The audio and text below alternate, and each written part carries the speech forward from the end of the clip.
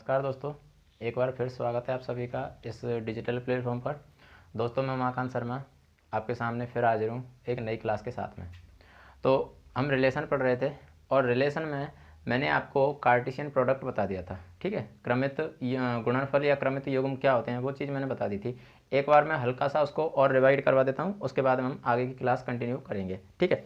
देखो मैंने क्रमित युग्म बताया था, तो क्रमित युग्म क्या होता है। मान लो अगर मैं ले लेता हूँ a इक्वल्स टू 1 2 3 ये ले लिया, और मान लो b ले लेता हूँ मैं 2 एंड चलो नंबर को छोड़ो, मैं ये ले लेता हूँ, मान लो a एंड b ये ले लिया मैंने।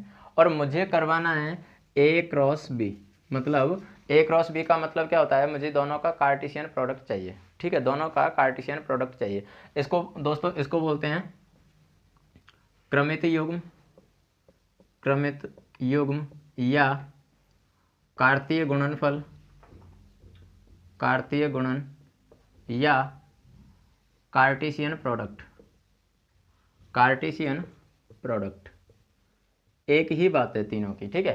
कार्टेशियन प्रोडक्ट कहो, क्रमित युग्म कहो या कार्तीय गुणन कहो, एक ही बात होती है, ठीक है। कैसे निकालते हैं, ए क्रॉस बी, वैसे मैं बता चुका हूँ। ए क्रॉस बी का मतलब क्या हुआ, ए क्रॉस बी है मतलब पहले ए का एलिमेंट लेना है, उसके बाद में बी का एलिमेंट लेना है। तो पहले देखो A cross B, sorry A cross B equals to हो जाएगा, पहले ए का एलिमेंट 1, फिर बी का एलिमेंट ए, उसके बाद में ए का एलिमेंट 1, बी का एलिमेंट बी, तो 1 कॉमा बी।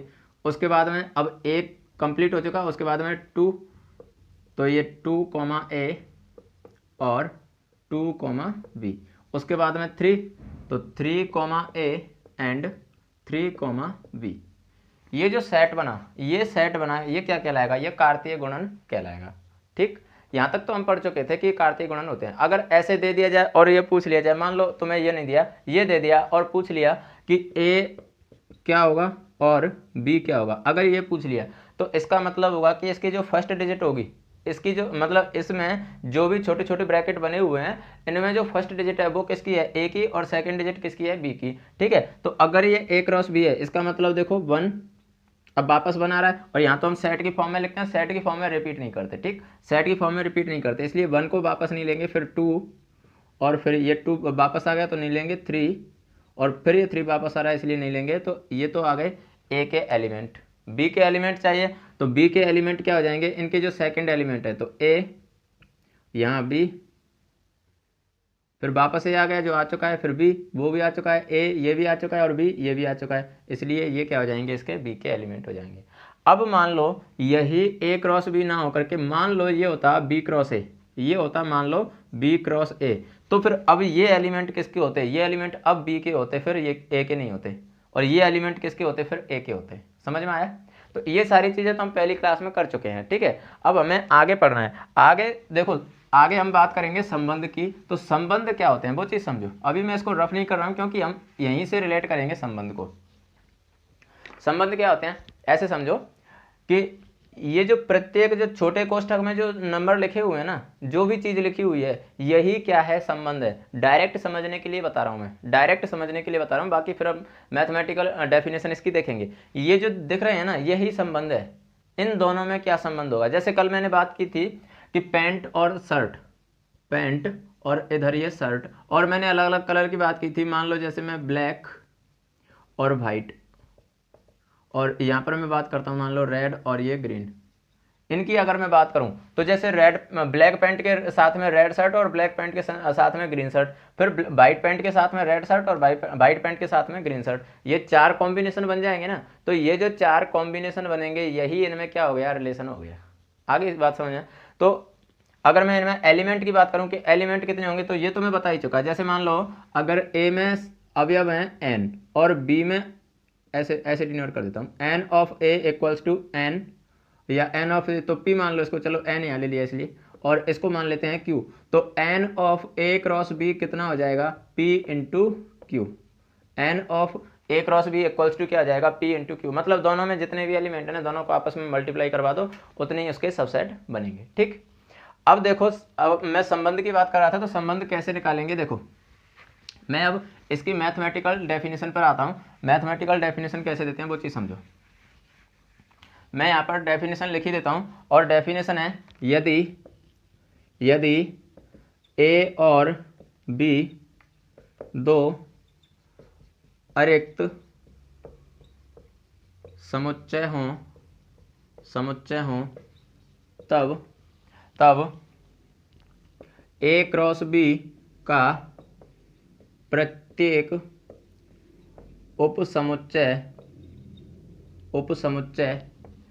ए से बी में एक संबंध कहलाएगा। ये तो हो गई इसकी मैथमेटिकल डेफिनेशन।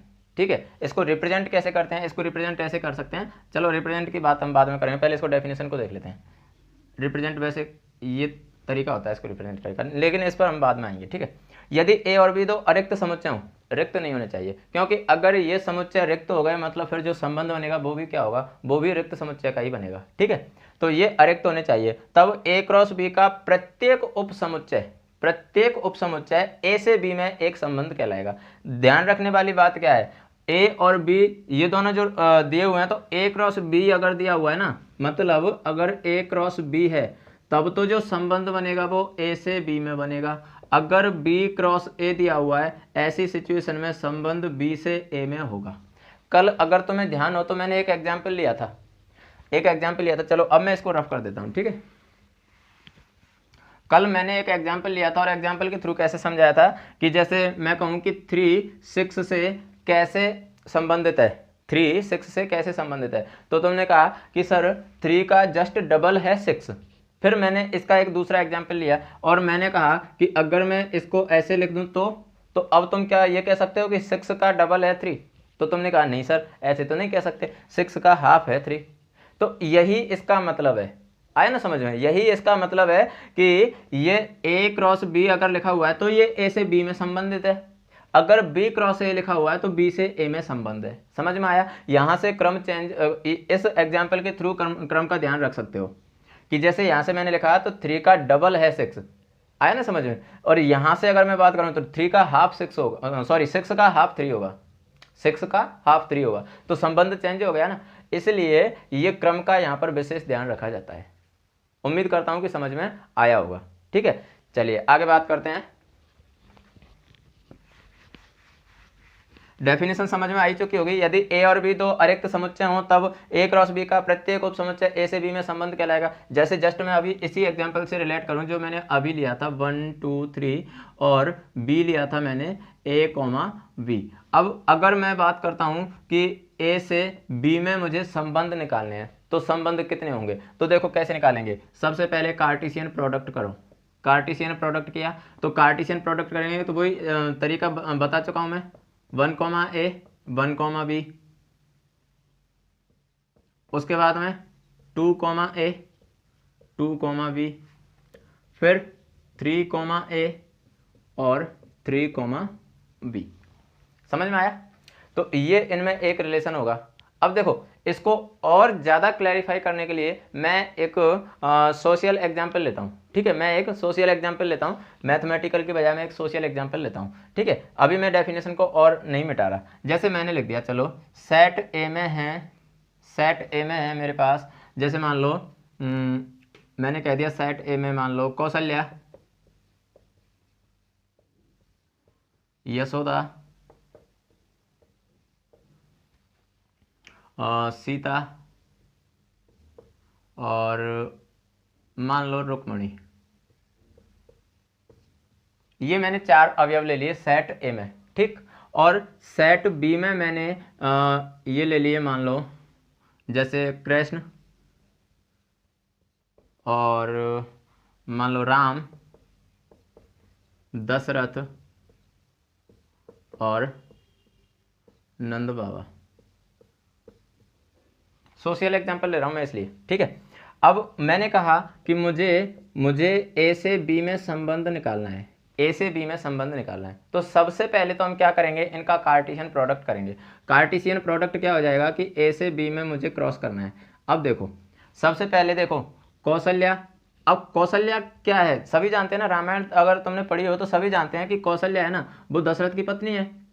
दशरथ से रिलेटेड है ना कौशल्या, तो मैं ऐसे लिख सकता हूं इसको, ए सेट में से मैंने लिया कौशल्या और इसमें से मैंने ले लिया दशरथ, ठीक है, कौशल्या और दशरथ, और इसको मैंने ये बंद कर दिया, ठीक। उसके बाद में यशोदा, तो यशोदा के साथ में नंद बाबा, तो ये लो यशोदा कॉमा नंद बाबा।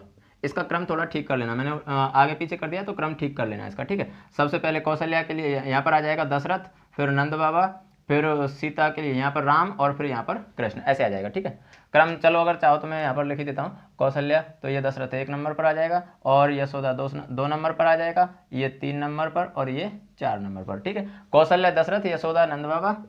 उसके बाद में तीसरे नंबर पर कौन है, सीता, तो सीता और राम, ये लो सीता और राम। और उसके बाद में कौन है, रुक्मणी, तो रुक्मणी और कृष्ण, ये लो। ये हमारे पास एक संबंध आ गया। अब इस संबंध को मैं कैसे कह सकता हूं, इस संबंध को मैं ऐसे कह सकता हूं कि जैसे A relation to B such that, A relation to B such that A is wife of B, wife of B, ठीक है, ऐसे कह सकता हूं। ए से ए बी में इस प्रकार संबंध है, ए बी में संबंध इस प्रकार है कि ए बी की पत्नी है, ए बी की पत्नी है, देख सकते हो भाई, ए रिलेशन टू बी किया है ना, ये इसको रिप्रेजेंट करने का तरीका होता है, रिलेशन को ऐसे रिप्रेजेंट करते हैं, ए रिलेशन टू बी, चाहो तो इसको ऐसे भी रिप्रेजेंट कर सकते हैं, R of a to b, ये दोनों तरीके होते हैं इसको रिप्रेजेंट करने के, ठीक। तो A relation to B such that, अब सच दैट क्या है, ये तो सेट में पढ़ चुके हैं, ठीक है। Such that A is wife of b, a is wife of b, a b की पत्नी है, मतलब यहाँ पर जैसे ये ए और ये बी, तो ए मतलब यहाँ पर ए की जगह कौन है, कौशल्या, तो कौशल्या दशरथ की पत्नी है। अगर यहाँ पर ए क्रॉस बी की बात करेंगे तो ये ए यशोदा है जो नंद बाबा की पत्नी है, यहाँ पर ए और ये बी, तो सीता राम की पत्नी है, यहाँ पर ए और बी रुक्मणी कृष्ण की पत्नी है। समझ में आया, ये होता है संबंध, समझ में आ चुका होगा। अब तो मैंने मैथमेटिक्स नहीं लिया, अब तो मैंने जनरल जो लोकल एग्जाम्पल लेके बता दिया है, तो अब तो समझ में आ ही चुका होगा ना, समझ में आ गया ना। चलिए आगे बात करते हैं।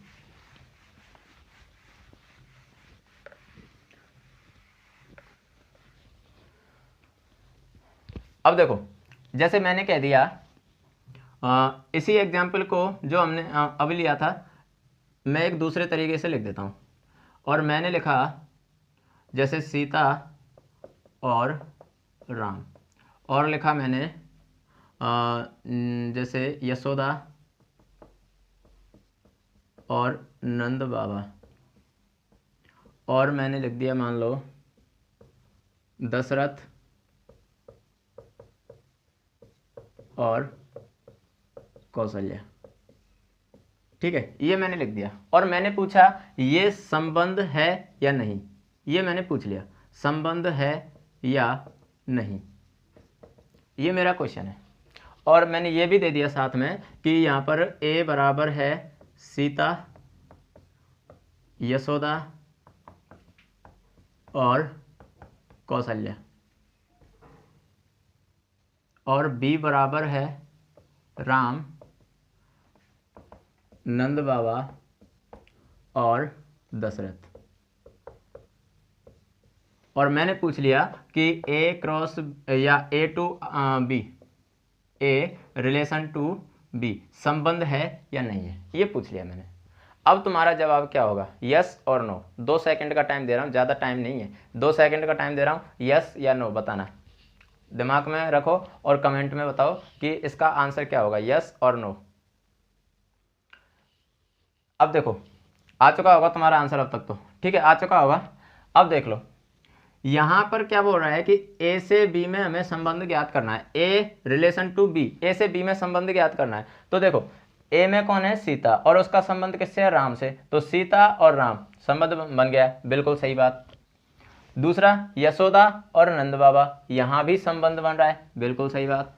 यहां पर संबंध क्या होना चाहिए था, कौशल्या और दशरथ होना चाहिए था, कौशल्या और दशरथ। अगर ये ऐसे होता तो बिल्कुल ये संबंध होता, लेकिन यहाँ क्या लिखा हुआ है, दशरथ और कौशल्या ये लिखा हुआ है, मतलब अब ये संबंध नहीं रहा। वही वाली सिचुएशन आ गई कि 3 का डबल था 6, लेकिन 6 का डबल नहीं है 3, 6 का डबल नहीं है 3। तो ऐसे ही सीता राम की पत्नी है, यशोदा नंद बाबा की पत्नी है, लेकिन यहाँ पर कौशल्या दशरथ की पत्नी है, दशरथ कौशल्या की पत्नी नहीं है। समझ में आया, समझ में आया। तो ऐसे हम संबंध को पहचानेंगे कि संबंध है या नहीं। अब एक मैथमेटिकल एग्जाम्पल और लेते हैं। मैथमेटिकल एग्जाम्पल लेने के लिए जैसे मान लो मैं ले लेता हूँ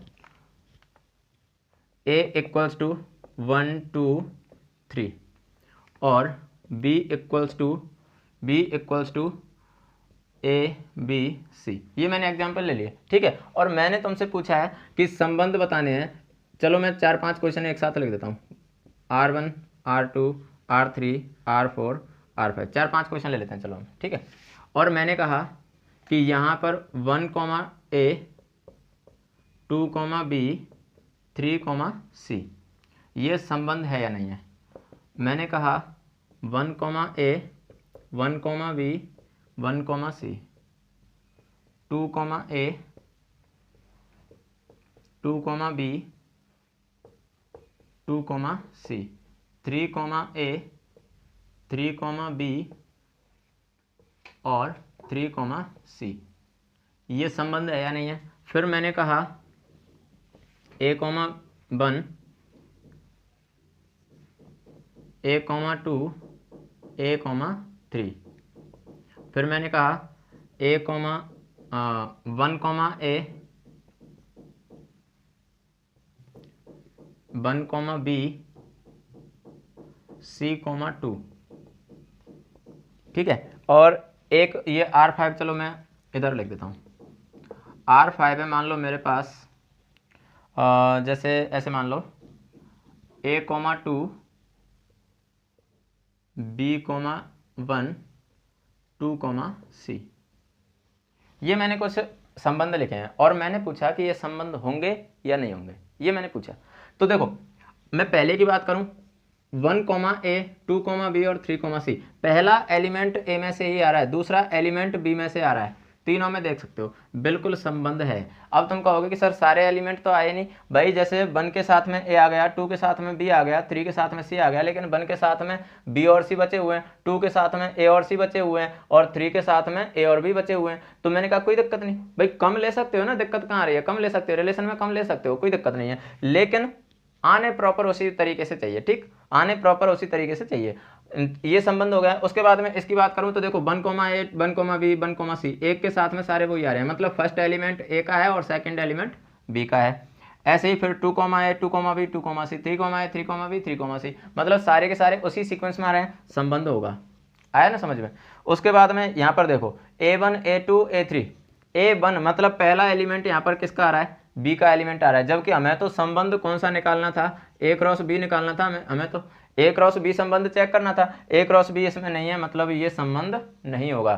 संबंध होने को होता अगर इसका सीक्वेंस चेंज हो जाता तो, ठीक है, संबंध होता है इसका सीक्वेंस अगर चेंज हो जाता, यानी 1 a और 2 a और 3 a होता तो संबंध होता, लेकिन अभी ये संबंध नहीं है। इसकी अगर मैं बात करूं तो देखो 1 a फर्स्ट एलिमेंट है, फर्स्ट a का है और सेकंड b का है, 1 b फर्स्ट a का और सेकंड b का, और c 2 ये दोनों एलिमेंट तो बिल्कुल सही दिशा में जा रहे थे, यहाँ तक तो रिलेशन होता, लेकिन चूंकि यहाँ क्या आ गया c 2 यानी फर्स्ट b का आ गया और सेकंड a का आ गया, इसलिए ये भी संबंध नहीं होगा। समझ में आ चुका होगा ना।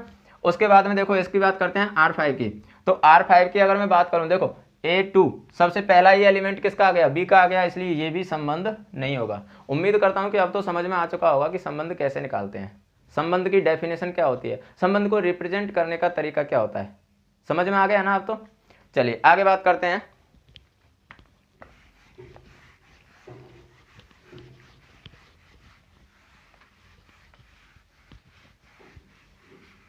देखो संबंधों की कुल संख्या कैसे निकालते हैं वो चीज़ मैं बता चुका हूँ। संबंधों की कुल संख्या कैसे निकालेंगे, एक चीज़ और मैं बता देता हूँ कि संबंध जब हम निकालेंगे ना तो हमेशा, जैसे मान लो a क्रॉस b में मुझे संबंध निकालना है, ठीक है, या a से b में मुझे संबंध निकालना है। यहाँ पर विशेष ध्यान देने वाली बात यह है कि a कैसा होना चाहिए, कैसा समुच्चय होना चाहिए, अरिक्त समुच्चय होना चाहिए, अरिक्त समुच्चय होना चाहिए, मतलब नॉन एम्प्टी सेट होना चाहिए। समझ में आया? सॉरी, नॉन एम्प्टी सेट का मतलब क्या होता है, जिसमें कम से कम एक अवयव तो होना ही चाहिए, कम से कम एक अवयव तो होना ही चाहिए, जीरो नहीं होना चाहिए। मतलब कोई भी अवयव जीरो, मतलब कोई भी अवयव ना हो ऐसी सिचुएशन नहीं आनी चाहिए। मतलब एक ही जगह फाई नहीं होना चाहिए, एक ही जगह फाई नहीं होना चाहिए। दूसरा बी क्या होना चाहिए, बी भी अरिक्त समुच्चय होना चाहिए, ये भी फाई नहीं होना चाहिए।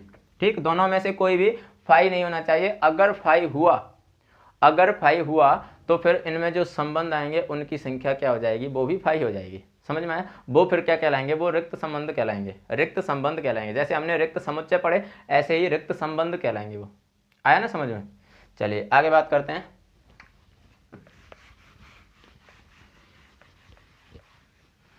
अब देखो, हमने पढ़ा था कि मान लो ए में यानी N of A, cardinality of A मान लो पी है और cardinality of B equals to Q है। मतलब ए में अवयवों की संख्या पी है और बी में अवयवों की संख्या क्यू है। तो ए क्रॉस बी में अवयवों की संख्या कितनी होती है, पी इंटू क्यू होती है ना, पी क्यू होती है ना, पी क्यू होती है। ये तो हम समझते हैं, लेकिन अब मान लो ये पूछ लिया जाए कि इनमें संबंधों की कुल संख्या कितनी होगी, और संबंध को हमने डिफाइन किया है, कि R is subset of A cross B। अगर थोड़ा सा ध्यान से वो डेफिनेशन देखो जो मैंने अभी लिखी थी, तो वो क्या थी, वो यही तो थी कि A क्रॉस B में जो भी संबंध बने हुए हैं उनका जो उप समुच्चय है वही तो क्या कहलाएगा, वही तो संबंध कहलाएगा। A क्रॉस B में जो भी क्रमित युग्म आए थे वो क्रमित युग्म उसके सबसेट होंगे, यानी उप समुच्चय होंगे, और उप समुच्चय वही तो क्या है, वही तो संबंध है। यही तो डेफिनेशन में था। तो अगर ये ऐसी सिचुएशन है, इसका मतलब है कि अगर मुझे संबंधों की संख्या चाहिए, तो संबंधों की संख्या के लिए थोड़ा सा ध्यान करो, संबंधों की संख्या थोड़ा सा ध्यान करो, और ध्यान करोगे तो पाओगे कि जब हमने सेट पढ़े थे तो सेट पढ़ते समय हमने देखा कि किसी भी समुच्चय में कुल उप समुच्चयों की संख्या क्या थी, 2 की पावर n थी, 2 की पावर n थी ना, जिसमें n क्या है, उसके अवयवों की संख्या है, n उसके अवयवों की संख्या है, और n यहाँ पर क्या है, पी क्यू है ना, उसके अवयवों की संख्या क्या है, पी क्यू है। इसलिए संबंधों की संख्या क्या हो जाएगी, 2 की पावर पी क्यू हो जाएगी। संबंधों की संख्या क्या हो जाएगी, 2 की पावर पी क्यू हो जाएगी। तो दोस्तों ये आज हमने संबंध पर कुछ और प्रकाश डालने की कोशिश की है और समझाने की कोशिश की है, और वैसे उम्मीद करता हूं कि ये संबंधों की संख्या, संबंध को रिप्रेजेंट करने का तरीका ये समझ में आ ही चुका होगा। ठीक है, अगर नहीं भी आया तो हल्का सा इसको मैं और अगली क्लास में और मतलब एक्सप्लेन कर दूंगा, और उसके बाद में फिर हम आगे बढ़ेंगे, संबंधों के प्रकार पढ़ेंगे, संबंध कितने प्रकार के होते हैं, कौन कौन से होते हैं, रिक्त संबंध क्या होते हैं, स्वतुल्य क्या होते हैं, प्रतिवर्ती संबंध क्या होते हैं, ये सारी चीज़ें अपन पढ़ेंगे। ठीक है, ये सारी चीज़ें हम नेक्स्ट क्लास में पढ़ेंगे। तो अगर आप इनको एंजॉय कर रहे हैं तो दोस्तों के साथ में ज़रूर शेयर करें, जिससे कि हमें भी थोड़ा सा हौसला मिलता रहे। तो धन्यवाद दोस्तों देखते रहने के लिए, और उम्मीद करता हूँ आपकी तैयारी अच्छी चल रही होगी। Thanks a lot.